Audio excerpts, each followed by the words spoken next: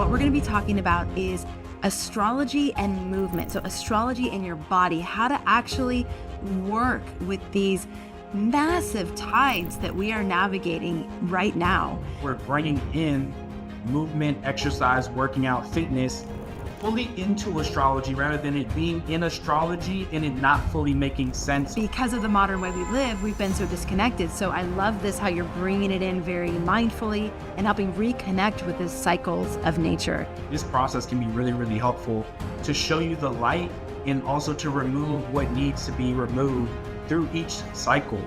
We all have weak links in the chain. That weak link is gonna break. You feel strong in your body, so the confidence naturally begins to just like pour out and open up, and you can express that radiance way more. There are so many benefits that come with just being in our bodies.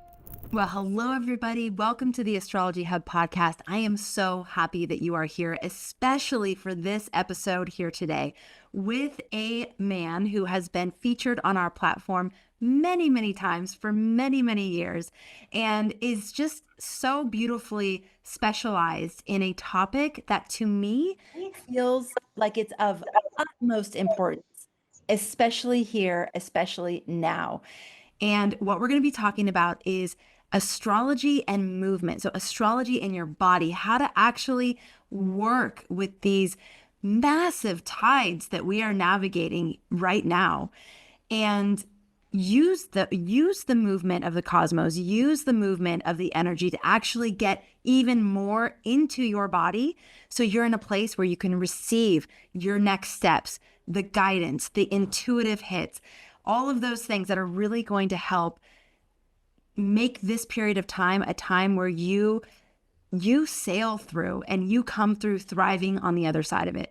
So Cameron and I were talking before we went live and both agreeing that these kinds of practices are basically our job right now. This is the work, is being in the body and really being available for the guidance that is there for us all the time.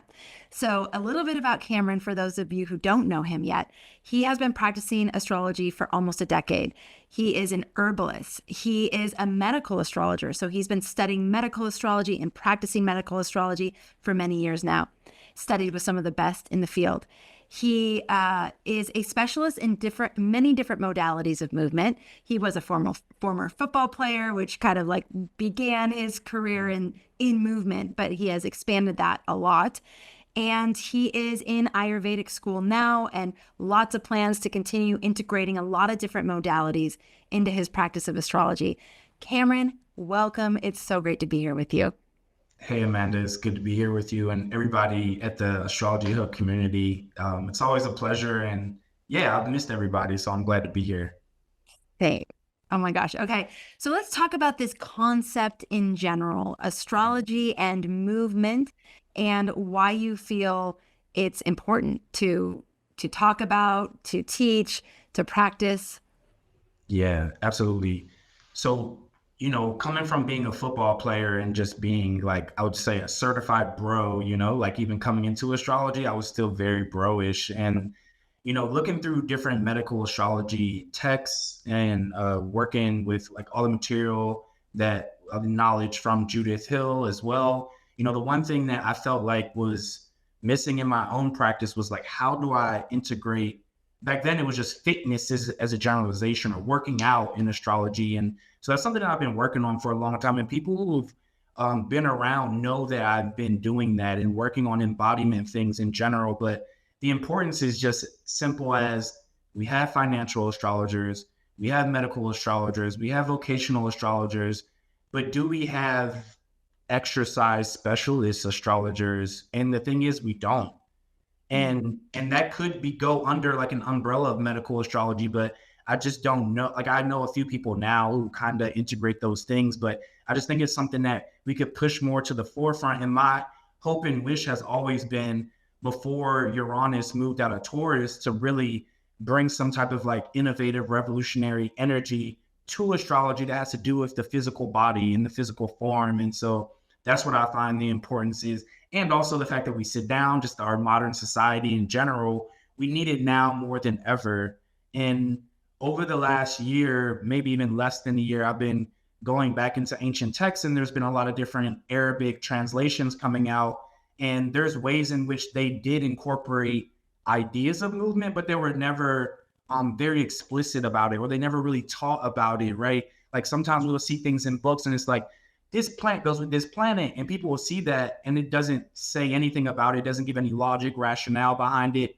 And it's the same with the movement practices. So, in certain years, they would say, wake up in the morning and like massage the limbs and make sure to stretch the legs. And then like, what does that even mean? I mean, we kind of can understand that, but it's like kind of very generalized, right? And so I'm just like, okay, I see that it's there too in this way. And I just want to bring it back in a more robust manner where we're bringing in movement, exercise, working out, fitness fully into astrology rather than it being in astrology and it not fully making sense, or people don't know how to necessarily connect with that all the time.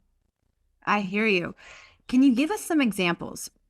What is combining fitness and movement and the exercise with astrology? What does that look like? Or just some examples of how we could do that. Is that working with the lunar cycle? Is that working with transits? Is that working with your natal chart? What does that actually look like? Yeah, I would say all of the above on that right now. And yeah, and the way I'm like going to present it in this present moment would be just transits, because I feel like that's something that people relate to really well. And it's easier to keep up with that rather than like, really the real answer is your chart plus the lunar cycles and all the transits, right? But it's like, we don't need to go there right now because that would be a process to actually understand that. And we want it to be something practical that people can walk away with today and understand. So just even as simple as thinking about the transit that we just went through, was a lot of planets were in Aries, but then a lot of planets were in Pisces. Mm-hmm. And with Pisces, a lot of the times, the way I work with it is movement via, I like to call it sonic vibrations, but we could just say sound. Yeah. Right. And so while all these things are happening, taking a step back. So even let's talk about Pisces just for a second. When we talk about Pisces, oftentimes we can have this experience of overwhelm because it's the water element, which has to do with feelings and emotions, but it's also mutable. So not only am I feeling my feelings, but I'm feeling your feelings, I'm feeling their feelings, I'm feeling feelings all the way across the planet now that we have the media to be able to come in contact with that emotionality.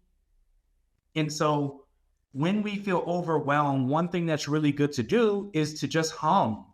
And there could be a lot of other ways that we do it. Some people use singing bowls, some people play instruments, but we always have our voice right here with us right now. And so just to hum through those things, when I start to feel overwhelmed myself, I tend to just hum, even if it's a low hum in my stomach.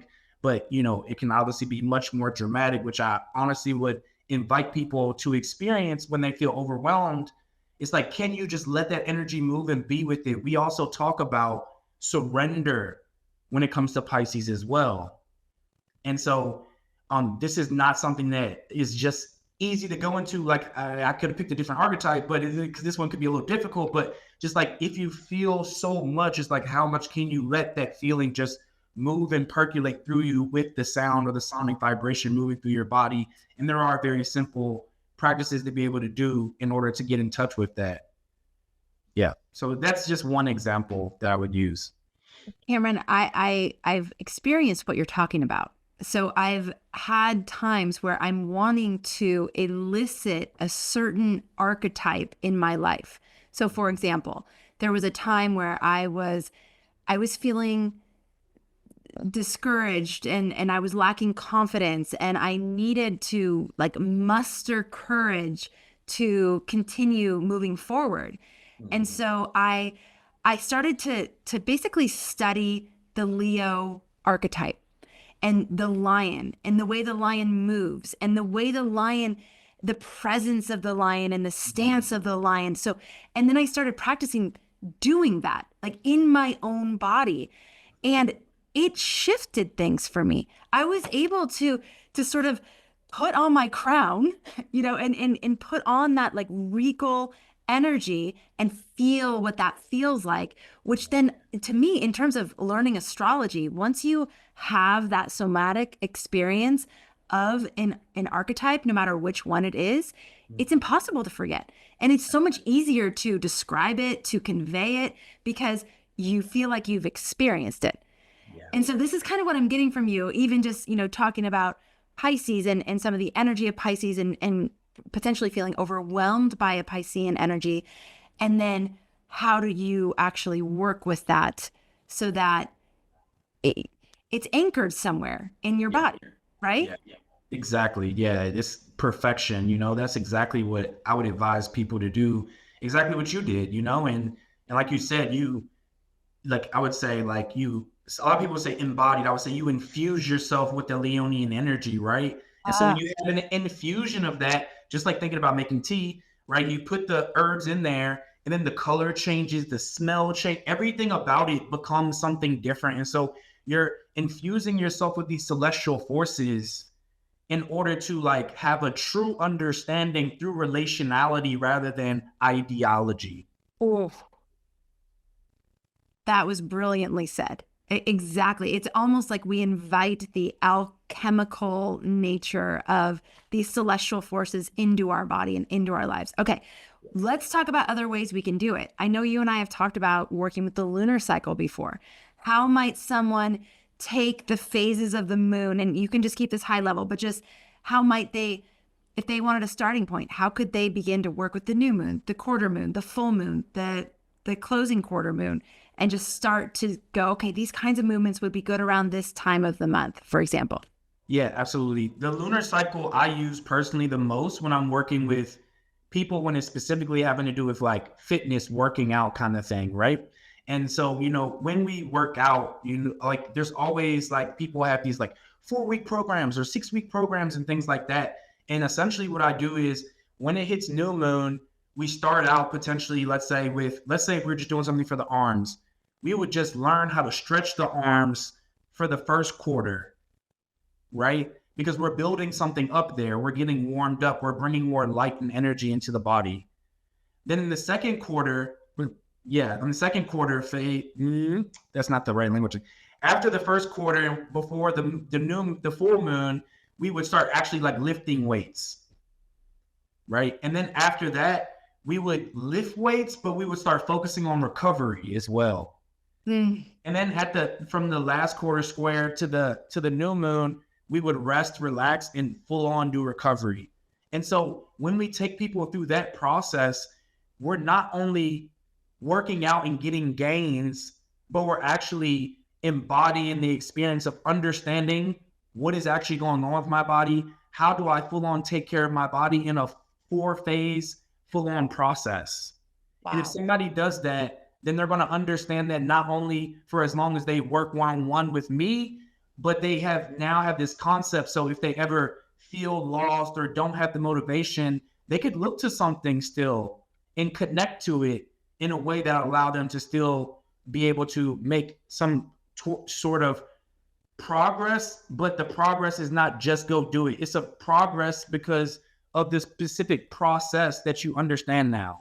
Cameron, as someone who has hurt myself in the gym way too many times, this sounds like such a intelligent, loving, progressively, you would be making, like you say, gains, but it would be more in a spiral of time, right? Versus just this this linear projection that we try to do. It's funny because I've always hurt myself around month 4, month 5. It's I needed that recovery, but I wasn't aware, and it wasn't built into the way I was doing things. But I love how you're approaching that.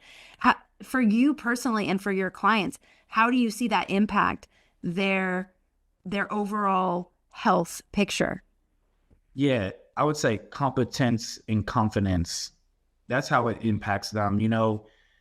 I could have somebody, I could do personal training types of approaches where I just show you what to do or tell you what to do, and you might feel good about yourself while you're doing it. But let's be honest, I'm not going to be around forever. Maybe you're not going to be around here where I'm at or to actually connect with me forever. So once you leave, do you actually feel competent about what was happening, or do you still need me to create a new plan for you, or do you need someone else to create a new plan for you? and you've been in your body your whole life.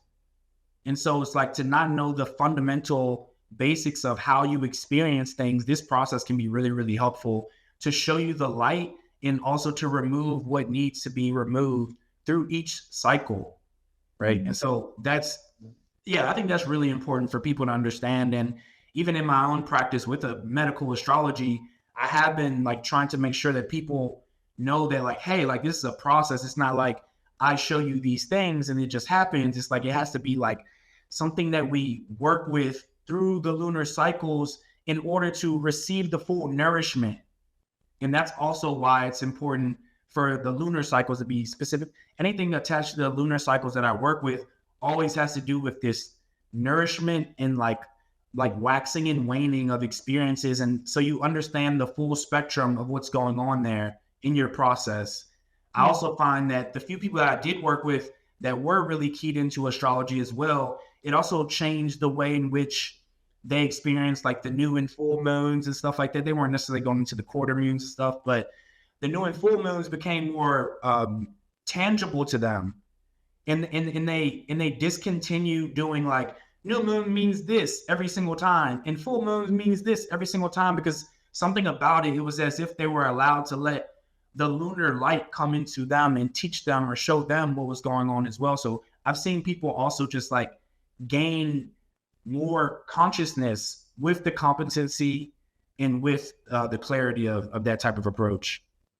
You know, Cameron, before we had artificial lights, people did align movement with the lunar cycle. If you think about the planting cycles, the fact that they'd wait for the full moon to actually move location because it would be lit, so they would do celebrations under the full moon. Like our bodies have been connected to these celestial bodies, but because of the modern way we live, we've been so disconnected. So I love this, how you're bringing it in very mindfully and helping reconnect with the cycles of nature, both within their bodies and the ones that we're influenced by as well. How about transits? How would someone give us some examples of, maybe you could take a couple of the big upcoming transits and how people might do some movement that's aligned with those transits? I'll go big level and then I'll like go smaller level, because I always, as a Capricorn stellium, I'm just like considering inviting people into longer term processes, because that is really what creates longevity. Even talking about the lunar cycles, with the lunar cycles, I'm always thinking about, hey, like what if I gave you a program you could do that works with the lunar cycles, and you did that for, let's say, 28 years, right? And like how it would go to the larger cycle. And you would have to do very simple things to have profound differences in your experience, right?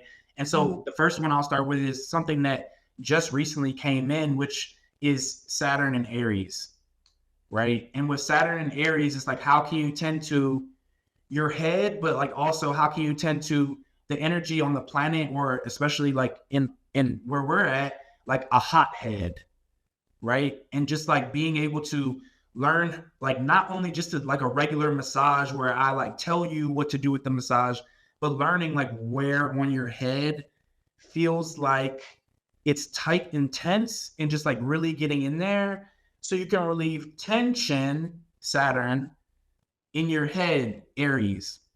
And also what's really important for people, I'm sure somebody out there probably is like, I thought we were talking about exercise and movement and working out or fitness or something, being mindful that breathing is movement too, right? Anything that is like, this is movement. And also I think that's important too, to decondition the way that people think that they need to do exercise or movement, because people think they need to start off with like 45 minutes of something, when really we need to just keep it super simple and then build on that. So for the person out there who was thinking that, you're welcome for that reflection. And so another thing that is going to be coming up soon, Mercury will be going into Leo. And Mercury will be going into Cancer. And so when Mercury goes into any location, Judith will always say it stimulates that, right? It kind of like gives it this excitation, or you could say the nervous system becomes more active in that region of the body. And when we talk about Cancer, I like to go towards the ribs. And so just considering, right, we got Mercury, we got Cancer, So Mercury rules the nervous system, but also could be about translation, communication. Also, a lot of times when it comes to Mercury, I like to think of the breath a lot. And then with Cancer, we have the ribs. And so asking yourself, how much can you breathe into your ribs? And just notice what that simplistic movement does in your body and how your nervous system takes that in. Something else you could do is literally just go side to side. And once you go to the side, you could actually, everybody just take a pause for a moment. And if you're in the car, obviously keep driving, don't take your pause. But just want to invite everybody to put both hands on their ribs and then just feel into their breath.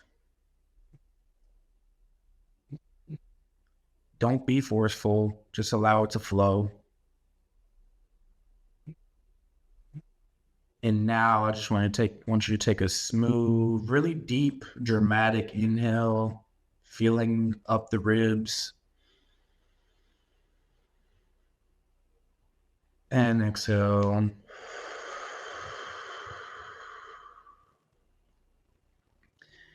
And then I just want you to lean towards the left, getting the ribs to pinch over to the side a little bit. Feel free to open your eyes and just watch what I'm doing.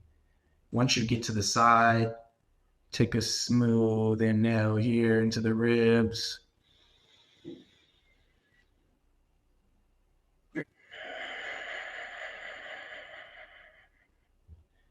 And slowly just move to the other side.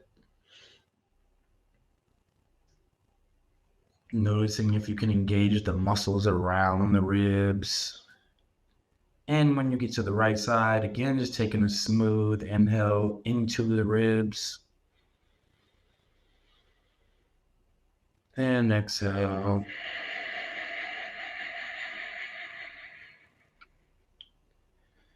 And then gently just come back to center. And just notice the information, Mercury, around the rib area, Cancer. Just noticing and seeing how simple that was, but also noticing that there is just at least a little bit more space there. And that wasn't even 3 minutes of time. That was just but a moment to notice and allow the energy moving through the body. So maybe the invitation here could be to take that on daily when Mercury does go into Cancer, just to breathe into the ribs and give your side body some love there. Yeah, so that would be a good example. I love that, relating the body part to the functionality and paying attention to the impact it has on that. So how does taking that breath, doing that movement, impact the nervous system? Like these very simple things. And again, this is, talk about a amazing way to learn astrology, to learn what corresponds with what, and also to get it in your body in a way that you're not going to forget. Yeah, 100%. And also, with astrology, because there can be so much information and it could be like, we could become floating heads, right? Which is like, really, we don't acknowledge it all the time, but that's another form of movement, right? Like, it's just subtle. The way our mind goes somewhere else is also movement. So allowing the movement to center into that place and like find its own home in the body as well, right? That is another form of movement that we would work with, but usually that's a later level of movement. But like the movement of the mind, the movement of the nervous system going to a specific location, and really just like, we would say creating neural connections there as well. That's another important piece with all of that. So yeah. Now let's talk about the natal chart. How might someone take the planetary placements in their natal chart and create some sort of movement practice to embody those placements even further? Yeah, for sure. This is what's most exciting to me, honestly, because this is when I can get really dialed in. What I'll say is, for now, let's leave out planetary placements for the sake of everybody being able to take in this, and it can be very generalized in a way that can feel good. So for me, like just being a medical astrologer, we think about the first house, the sixth house, the eighth house, and then the 12th house. And whatever sign is in those locations, we would essentially just begin with an assessment. We would just assess, how are these parts of my body experiencing things? Because if these are said to be the places of health or the places that can bring a lack of health, then I would do great justice to myself and my body to make sure that I'm checking in with them and supporting them all the time. So for instance, I'm a Sagittarius rising. So Sagittarius would rule, some people say the hips, but I would just go for now, I would say the upper legs, which is, I mainly focus on the quads, but we can also, for the moment's sake, work on the hamstrings and just checking in with those things. And oftentimes I do this through getting people to get into a specific shape or posture, take some deep breaths and engage those muscles and release those muscles just so they can get some inventory so that we can have an assessment. That part of your body corresponds to a specific space in your psyche as well. And it also corresponds to things that'll be happening in your lifetime. So we would start there with the quads and the hamstrings for Sagittarius. Then Taurus is in the sixth house, so the throat region. Something really simple people could do is just press into here in their throat region, just making sure it's not tight, making sure there's not pain and there's not stagnation there, and then just breathe into that place. Also, there could be simple practices where we're just engaging the chin to chest and then slowly putting the head up, maybe even giving it a few strokes, just making sure that area is not going haywire, let's say, right? And just as another reflection for people, Sagittarius, people oftentimes can have issues with sciatica. So if my quads are open and my hamstrings are open, then that leaves less of a chance for that sciatic nerve to be pinched. Why? Because I've created blood flow, like an open pathway for energy, my lymph, my nervous system to be moving fluidly through that part of the body. Same here. If Taurus oftentimes has issues with the thyroid, if the lymph in this space is able to come in and out, then the thyroid can be more supported as well here.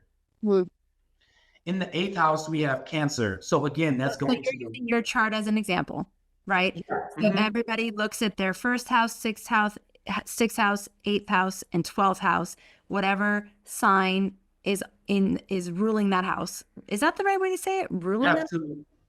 Whatever sign is, ruling that house. Let's say maybe there's a more technical term, but like, let's say that for now, that makes sense still, right? Okay. So let's go with that. And so, so that's perfect. Yeah. And for everybody out there, like I'm showing you these particular things. So shout out to everybody who has these placements, because there you go. You have this very particular thing. But for everybody else, the movement could be breathe deeply and watch the movement go to that part of your body and just massage it, or just go back and forth, up and down. That's still movement, right? So just being mindful of those things. Yeah. So, well, and a quick Google search would tell you what part of the body the zodiac sign rules. So yeah. Absolutely. Yeah. And also we have some amazing classes with Cameron on sale right now. 35% off on the suite of health classes that we've produced with Cameron. So I'll talk a little bit more about those at the end, but you can check the show notes for links if you're interested in checking it out right this second, but we'll get there later. So, okay, go ahead with Cancer. And there are practices for each zodiac sign too. So no matter who you are, it will universally work and apply there too as well. Just adding that before we talk more about it later. So then the eighth house is Cancer. And so we would work more with the ribs. So that practice I just showed, and then much more aggressive practices where I'm kind of like opening it all the way up and, really getting it just to be more dynamic and open, but also, there's the crab walk. We do the crab walk, and there's a specific thing where I really go to the sides to really open up the ribs. There's also ways I get people to be on the floor and just go back and forth. The crab kind of walk goes in this way. So I also get people to do that, kind of bring more playfulness into it as well.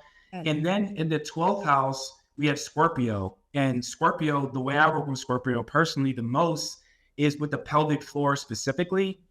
But if you, the pelvic floor can be a place where it's like you might need extra assistance. So be mindful of that. So maybe we just work with the colon. And for that, what I would do is, I'm gonna have to move this back a little bit, but from the colon, I would just, and I think I've shown this before here, but I would just take my right arm and bring it to my left leg ankle. But the important thing is not the hand going here. What is important is feeling this part of the colon coming to the thigh. Yeah. So that it can press down on it, because the colon needs to move, and this would allow you to move the colon much more, because you'll be pressing the colon down here, then you'll be pressing here, pressing it here, pressing it here, pressing it here, pressing it here. And that would help with, the body does something called peristalsis, which gets stuff moving through a squeezing action, and you would be promoting that yourself. So those would be the things that I would choose for Sagittarius rising specifically. And then obviously for every other rising sign, they would be modified. And then if we added the planets, we would get even more focused in. And then we add the transit, and we just get all the way in there for what's going on in the present moment. Wow. Cameron, why the first, 6th, 8th, and 12th houses? Where there's a blind spot, trouble can always show up. And we know that because we've all had relationships in our lives. So anywhere there's a blind spot, issues can really come up. So that's the reason why. In the second house is not included in that, because it branches because the first house is building towards the second house, let's say, but the 12th house is falling away from the first house.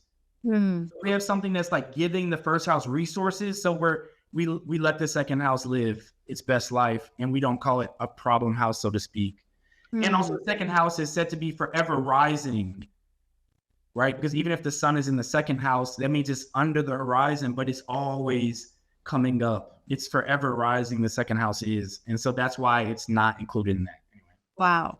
Okay. So this is a way to either work with existing challenges you might be having, and or to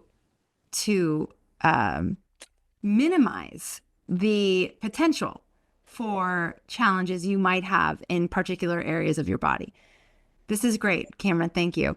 Yeah. And highly recommend. I just so much so more and more and more and more that I am educating myself and working with people. I'm like, if you just come now, just come now, and not wait for the problems to be there, because we still are experiencing tension.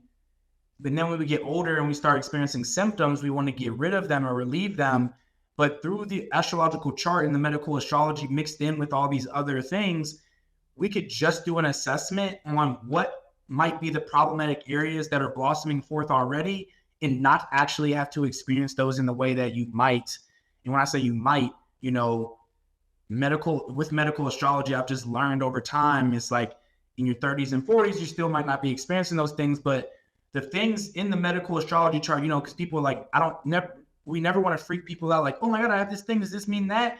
And it's like, no, it doesn't mean that. What I've realized is when you get older, there's a higher likelihood that that will be the very thing that does happen, right? And so really getting on that and preventing it is just, oh my gosh, I've been working with people just in the community and using that tool, even though they're not coming to me directly for the astrology, using the astrology, I've been able to pinpoint things without people even knowing that those are going to be those particular problem areas. So really inviting people as a preventative measure. Mm-hmm. And we all have weak links in the chain, and eventually, whether it's time creating the tension, lifestyle, whatever it is, stress, an event, that weak link is going to break under a certain amount of tension. And so I totally hear what you're saying. And it's none of us really, we're all subject to the breakdown of the structure of the body through time. And that's part of being alive. So, but being able to do that with as much grace as possible, with as much awareness as possible, and to make it so that we don't have to have as many of the health challenges as we might. given our particular makeup, why not? And why Yeah. not? And why not do it in a way to actually just tend to nourish, a word you used earlier, and love ourselves? Why not just use that as a way to love the unique individual that you are, with your unique makeup, your Yeah. unique blind spots, your unique all of it, right? 100%, 100%. Yeah. And as you know, as we get older too, sometimes if we don't have the education around certain things, if something does happen, then oftentimes people will sink into fear. But the competence gives you the confidence to like know how to like work with your body and be in connection with it, where you know what your edges might be, but also knowing that you can still build up from wherever you're at. Yeah. Okay. So the 3 classes we have on sale with Cameron right now are the holistic view of the houses, health secrets of the planets, and health secrets of the zodiac. So you can get any 3 of these classes or all 3 of these classes right now for 35% off. And these are some of Cameron's masterpieces. I mean, this is really where you're going to get a lot of detail, a lot more of the background information, but then also how to actually apply this information to your particular chart. So if this has lit you up in any way, and if you're feeling excited to go deeper, I highly recommend checking those out and doing it now, because these are going to be on sale for a week. So depending on when you watch this, they may or may not still be on sale, but go check the link in the show notes. You can also go to astrologyhub.com/Cameron and just see if they're still on sale for you. But 35% off those. Also, if you want some more personalized guidance from Cameron, he is also offering a 15% off his readings, especially the 2. There's 2 different kinds of readings you can get from Cameron for 15% off for the next week if you book within the next week. What are those, Cameron? Yeah, it's the holistic health and astrology consultation, which is more in depth and involved with astrology and a bunch of different other things, all the modalities. And then you have the astrological embodiment, which is about the chart, and it's really about what I was saying before: seeing someone's ascendant, assessing the 6th, 8th, and 12th, those locations on the body, and then working with whatever's going on. Also, if somebody has something that's already happening, we would address that first, and then we go through that process and really open that up. And even while I'm doing that, really, to be honest, we're also doing like what I like to call like nervous system whispering, right? We're like telling that part of the body that it's okay, and noticing how there are potentially other like emotional, psychological, relational blind spots that we're experiencing. And so what happens when you're doing that movement, or let's even go back to that Leo, right? When you're looking for more confidence and you're actually feeling stronger in your back, and you're actually opening it up in a way where you feel strong in your body. So the confidence naturally begins to just like pour out and open up, and you can express that radiance way more. Cameron, what kind of people are drawn to your work? Like what kind of things are they going through? What kind of who's a great client for you? Yeah, interestingly enough, I'll say lately, the people who have been coming to me have been like very, what we call it, melancholic. People who have a tendency to be more like feeling like in relationship with a lot of people would say, I get depressed. Like it's the people that say, I get depression sometimes. Where it's just like this thing that's just like, they feel like it's just in their life. And I think it's really like, if anybody's melancholic, please reach out, because even right there, when I even say people who are melancholic, you're like, oh, it's like, and the thing about it is melancholic is just one of the 4 types, right? So even when we say melancholy, the way in which we relate to it, it automatically makes us kind of feel that, right? And so I've been really helpful in clarifying for people like, hey, like this is actually just a part of your makeup, and you need to learn to be in relationship with this and gain self-understanding, because the idea of those times where you go through the downward, go into the cave phase, that's what I call it, downward going to the cave phase. People would call that depressive. And I'm like, hey, I do that all the time. Like I go into the cave all the time. And since I think about it differently, I don't actually experience myself as being depressed. Seclusive sometimes, solitary sometimes, quiet sometimes, contemplative sometimes, which could be exacerbated by the winter or things going on in life. But we learn how to like face that and be in relationship with it. And I also would say people who just want to become more mobile or decondition from what they think working out or exercise or movement is, if you need to decondition around that and get like a really simple template that's digestible and easily progressed, I think those people can like come, and those are people I really love to work with personally. Or people who are like more on the elite side too. It's interesting. Like I feel like people who need to be deconditioned and like start up, or people who are at a high level and they need like the particularities of things as well. So those are the two types of people that I like working with everybody, really, to be honest. But yeah, those are the two types of people lately, especially, that I've been really tuned into. Amazing. I love it. I love it so much, Cameron. You're doing amazing work in the world. Thank you.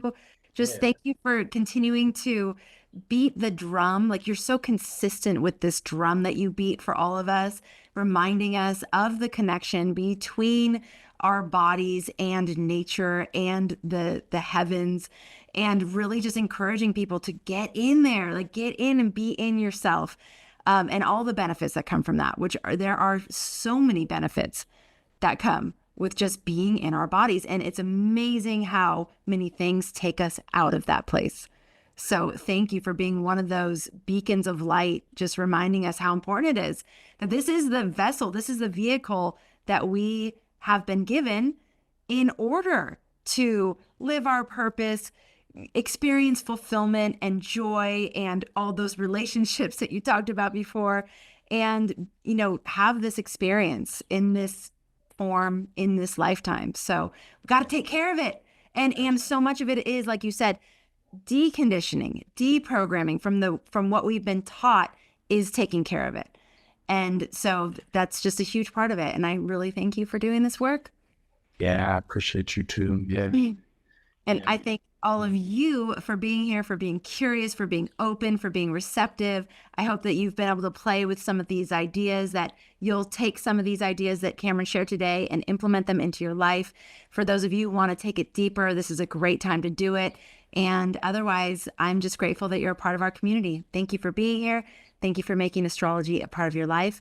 We'll catch you on the next episode. Thanks again, Cameron. Peace.